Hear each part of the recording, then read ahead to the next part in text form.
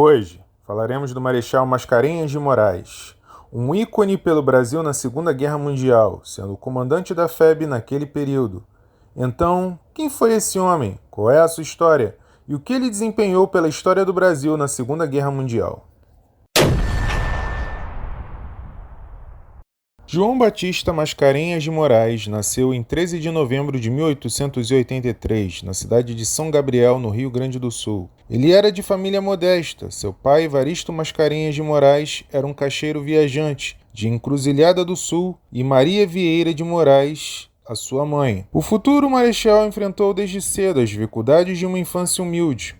Seu pai abriu um pequeno armazém na cidade de São Gabriel, onde ele cresceu com seus 2 irmãos, Maria Joaquina e Enéas Mascarenhas de Moraes. Aos 10 anos presenciou a Revolução Federalista de 1893 eclodir e, devido à selvageria em seu ambiente, teve de migrar para Porto Alegre, em companhia dos pais, com significativa perda patrimonial. Em Porto Alegre, durante o dia, auxiliava a mãe na padaria, enquanto o pai percorria o Rio Grande como caixeiro viajante e à noite estudava, visando a Escola Preparatória e Tática do Rio Pardo, cedendo assim à vocação de soldado. Isso aconteceu devido à sua infância, quando ficou deslumbrado com o brilho das espadas, o vibrar de clarins e com os desfiles do Regimento de Malé, aos domingos, para assistir missa na matriz. E como era tradição no Império, com suas fardetas ajustadas, guritões de verniz, gravatas de couro e calças alvíssimas. Em 1º de abril de 1899, ele entrou para a Escola Tática do Rio Pardo, como foi mencionado anteriormente, em uma turma de civis onde ele se destacou. Ele até disse: "A figura minúscula, como eu", de Bertoldo Klinger. Em 1902, ele concluiu o curso e foi aceito na Escola Militar do Brasil, também conhecida como Escola da Praia Vermelha, que ficava situado no bairro da Urca, no Rio de Janeiro.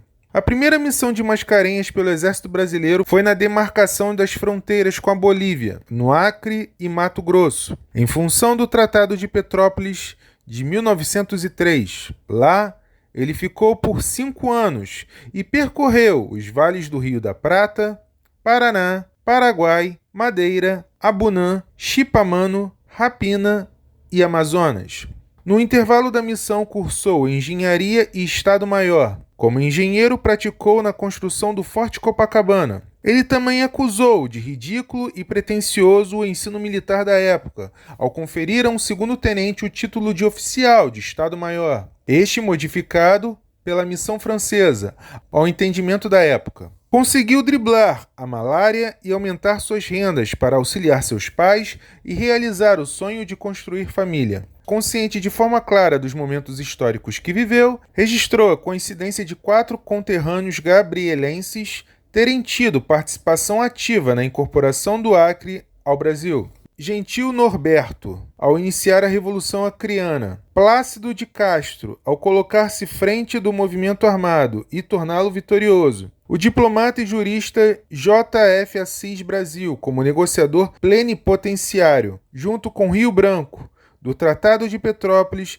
de 1903, e finalmente ele, Mascarenhas de Moraes, como um dos demarcadores das novas fronteiras com a Bolívia, no Acre. No ano de 1904, durante a Revolta da Vacina, Mascarenhas testemunhou o fechamento da Escola da Praia Vermelha.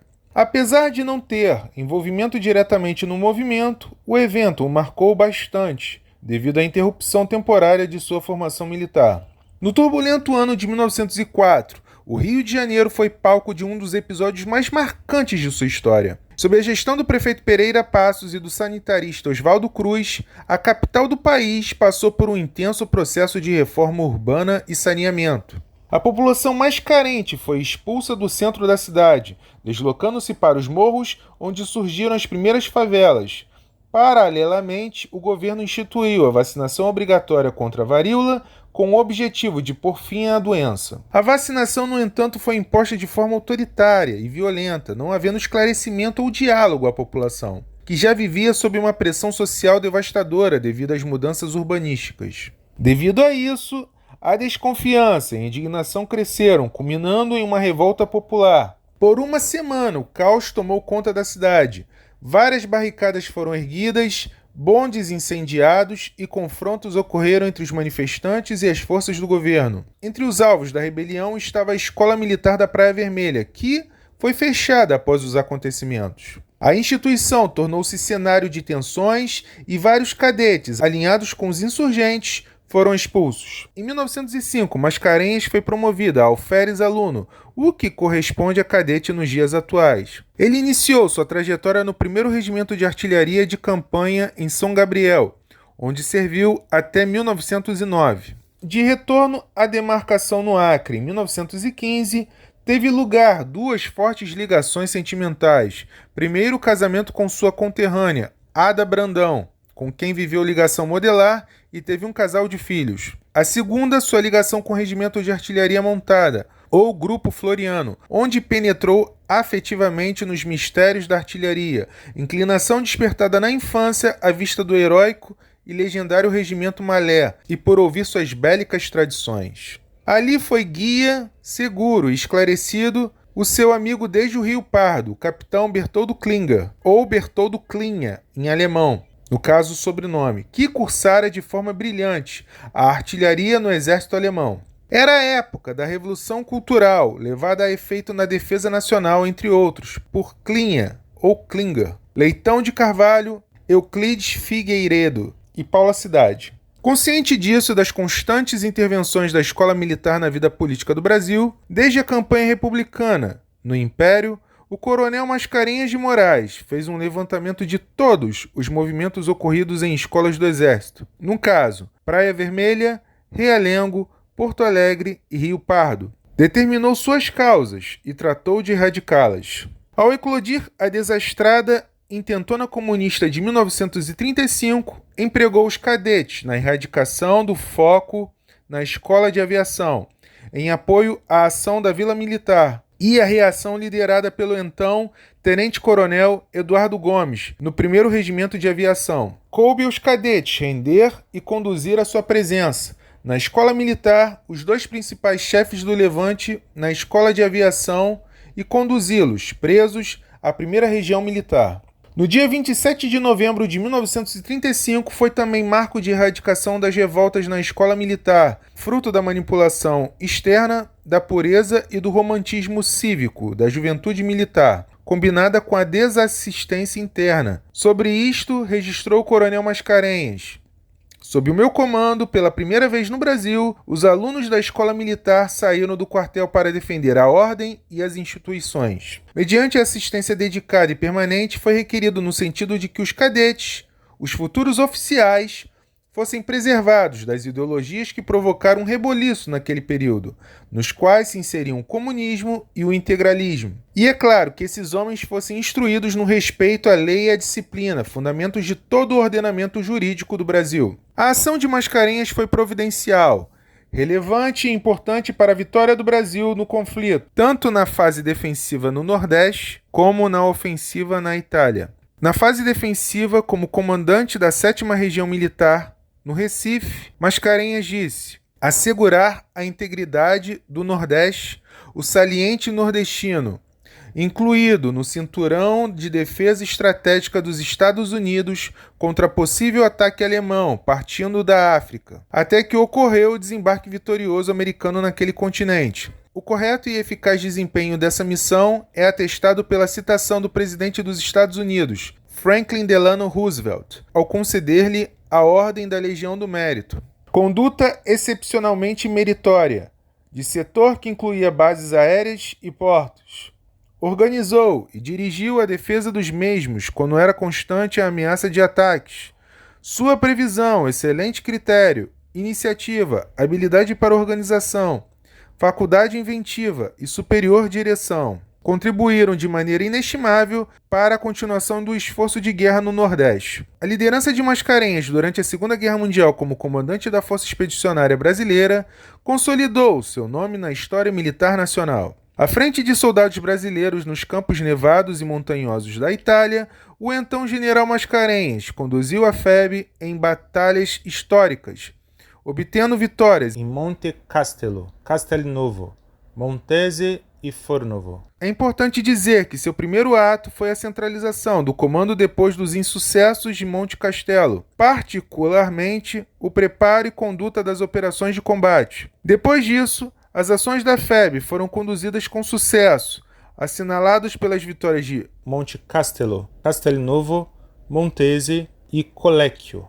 Sobre isso, Mascarenhas escreveu: a FEB somente passou a resplandecer no cenário da guerra quando centralizei em minhas mãos o comando periclitante de nossa divisão expedicionária. A situação trouxe à lembrança a conduta da Guerra do Paraguai até o desastre de Curupaiti, que determinou a ida de Caxias para assumir o comando único e centralizado. À primeira vista, é uma preciosa lição da história militar do Brasil, um assunto importante a ser analisado como lição. A segunda foi embarcar a infantaria nos caminhões da artilharia, na fase da perseguição às forças inimigas em retirada.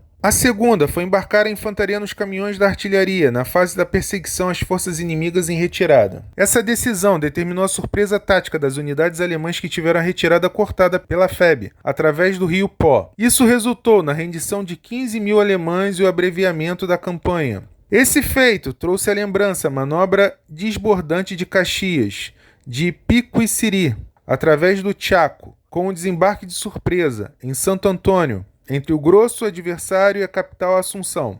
Por sua brilhante atuação no comando da FEB, Mascarenhas de Moraes foi alvo das citações do presidente dos Estados Unidos, cujos termos foi sintetizado. Demonstrou em grau superlativo habilidade, liderança e coragem. Conduziu a FEB por 299 dias de ação contínua contra o inimigo, sob intempéries por ela desconhecidas. Suas tropas fizeram cerca de 20 mil prisioneiros.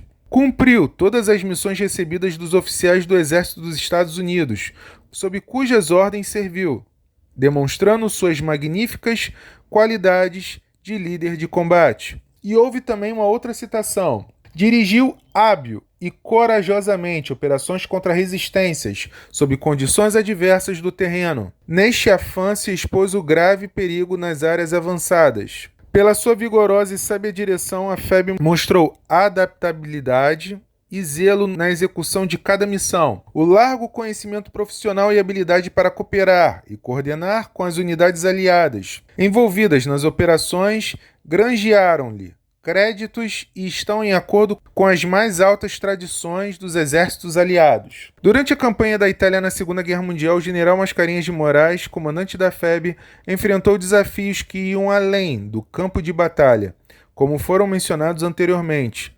Relatos históricos revelaram duas situações em que a integridade, o caráter e a liderança do general foram colocados à prova, devido a intrigas internas e manobras que tentavam desestabilizar seu comando. De acordo com a linha de comando, a primeira situação ocorreu em outubro de 1943, durante a visita do então ministro da Guerra, general Eurico Gaspar Dutra, à primeira divisão de infantaria expedicionária, no caso a primeira DIE.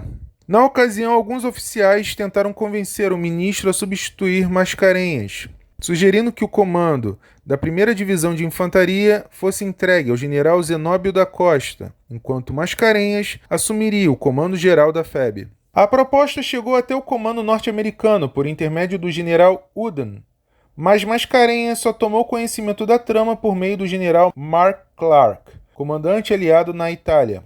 Surpreso, Mascarenhas expressou sua oposição à ideia, recebendo apoio firme de Clark, que reafirmou sua confiança no comandante brasileiro. O episódio fortaleceu os laços de confiança e respeito entre os comandantes brasileiro e norte-americano, essenciais para o sucesso das operações militares. A segunda ocasião foi articulada no Brasil e consistia na implementação de um rodízio que determinava a substituição de oficiais brasileiros na Itália após 6 meses de atuação. A medida aprovada pelo ministro da Guerra foi planejada sem consultar Mascarenhas e seria executada pouco antes da ofensiva da primavera, colocando em risco toda a experiência adquirida pelos combatentes durante meses de instrução e combate. Ao tomar conhecimento da manobra, o general brasileiro recebeu uma ordem formal para executá-la, mas conseguiu adiá-la indefinidamente. Com apoio do general Tuascott, comandante do 5º Exército, e do general Kudenberger, do 4º Corpo de Exército,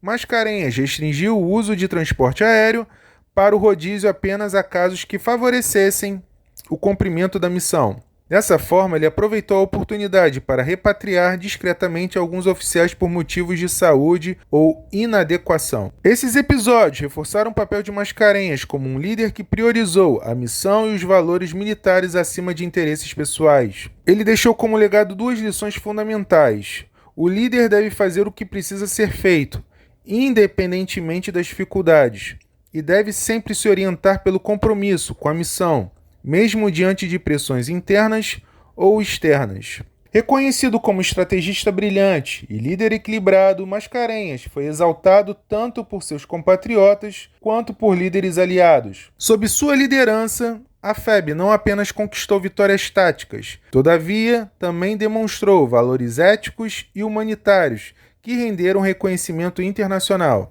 O presidente dos Estados Unidos, Harry Truman, destacou sua bravura, tendo acumulado 27 condecorações, sendo 11 nacionais e 16 internacionais. No projeto transformado na Lei nº 1488, de 10 de dezembro de 1951, sancionada pelo seu antigo calouro do Rio Pardo, o então presidente Getúlio Vargas concedeu a Mascarenhas de Moraes o posto de Marechal do Exército, com reversão e permanência no serviço ativo até morrer.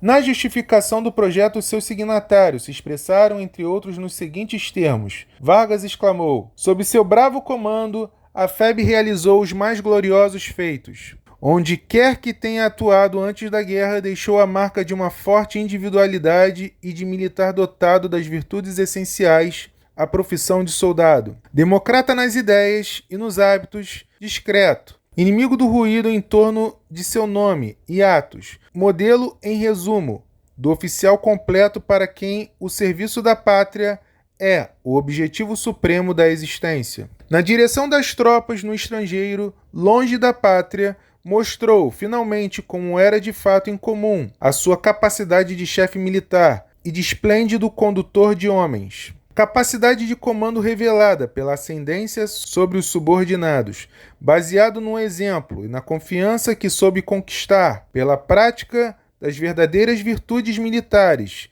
e provas positivas e permanentes das qualidades de chefe. Em 1959, sua terra natal, São Gabriel, celebrou o centenário de sua emancipação. Nesse dia, ele foi um dos maiores homenageados, mas foi representado por sua esposa devido a uma forte gripe que o impediu de comparecer. A cidade perpetuou sua memória com um monumento localizado na Praça Fernando Abbott, onde estão escritas as batalhas que ele comandou. Mascarenhas de Moraes faleceu em 17 de setembro de 1968 no Rio de Janeiro, aos 84 anos. Seu funeral causou grande comoção entre civis e militares. O jornal Correio da Manhã relatou que uma boina e uma braçadeira dos ex-combatentes da FEB foram depositadas sobre seu caixão, simbolizando o respeito e a gratidão dos que lutaram sob sua liderança. A conclusão que chegamos é que Mascarenhas de Moraes venceu as adversidades, mostrou que quando há vontade e determinação tudo é possível, provou ser um homem disciplinado e honrado, que lutou por sua nação com bravura e honestidade. A FEB, sem dúvida, sob seu comando, mostrou que tinha força de vontade e coragem para vencer. No próximo episódio falaremos do Marechal Ion Antonescu. Se você não se inscreveu, a hora é agora. Se desejar, comente também. Um grande abraço e até a próxima.